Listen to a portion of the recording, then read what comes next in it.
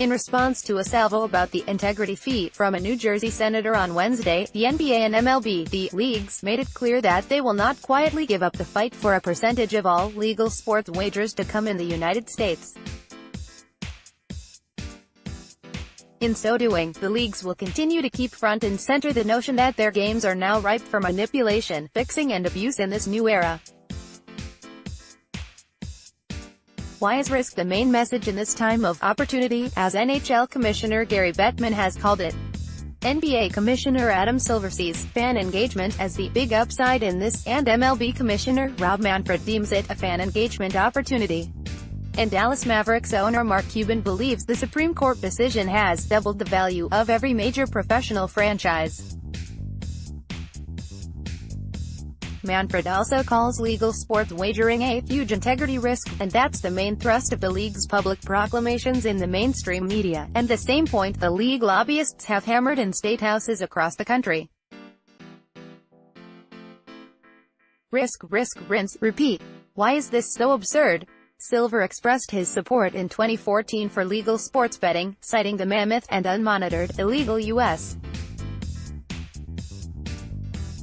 betting market, sizing it at approximately $400 billion in annual illegal wagers.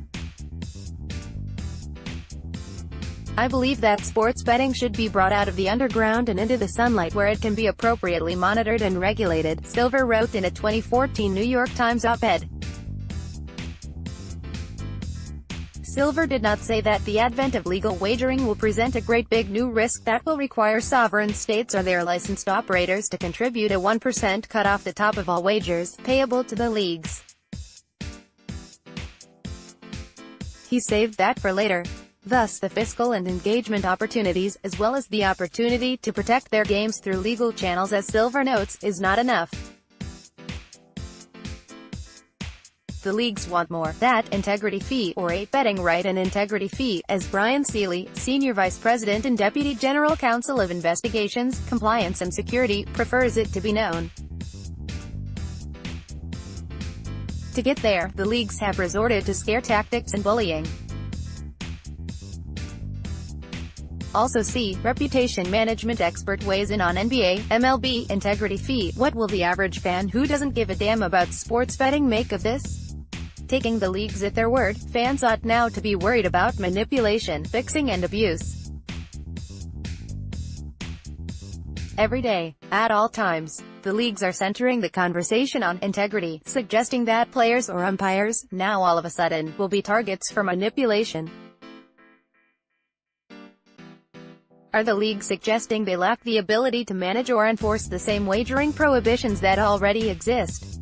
Silver wanted to take wagering into the sunlight, yet sportsbooks operating legally in the sunlight are somehow a greater threat, warranting state subsidies. The leagues will now have at their disposal regulators in every state that implements legal sports betting. They will have a network of sportsbook directors monitoring betting activity. There will be increased awareness of sports wagering. Each sportsbook will likely have names of everyone associated with teams available to them. Everyone in every league is already prohibited from betting on sports. And by the way, league officials and the NCAA already work with Nevada regulators and bookmakers in these efforts. Operators are partners, not monsters for leagues to siphon money from. Thing is, everyone loses if there's any abuse, fixing, or manipulation. It's bad for sportsbooks and casinos. Bad for the leagues and obviously the fans.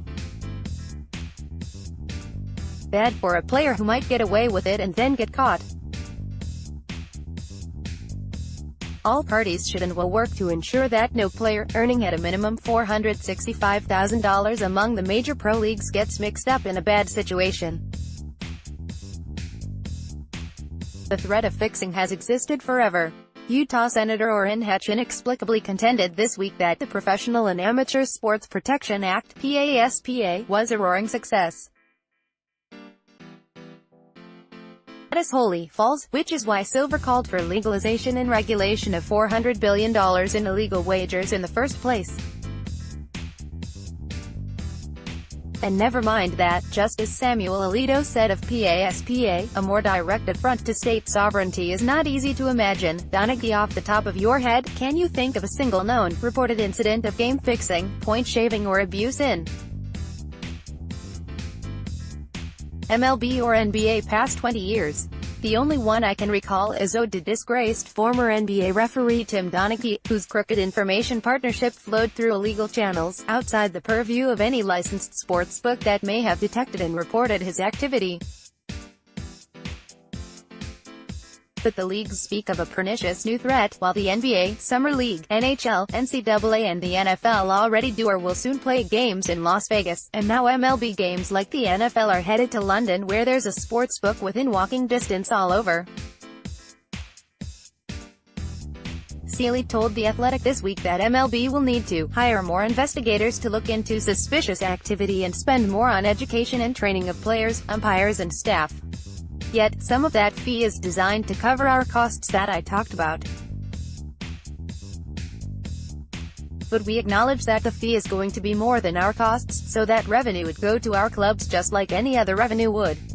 The driving force here is a phony grab for a legally baseless intellectual property fee. But the leagues are preferring to emphasize the risk, pointing to a new threat to sports. They're telling the fans to watch out. To watch every play with risk in mind. Gleyber Torres boots a routine grounder. The leagues are telling fans store away the notion that now, all of a sudden we're maybe watching players throw a game to pocket some cash on the side, with co-conspirators aiming to accomplish a fix through legal sports books. But the actual risk here is focusing on the idea that the games are now under attack, and that everyone may be a suspect. The league's thirst for a direct cut of the action has triumphed over all. The bottom line is always top of mind. Also check out from Sports Handle, some gubernatorial candidates take strong stance on sports betting, translating the NFL's new core principles on sports betting in wake of SCOTUS ruling. The Post Pro League's messaging on sports betting integrity may backfire appeared first on Sports Handle.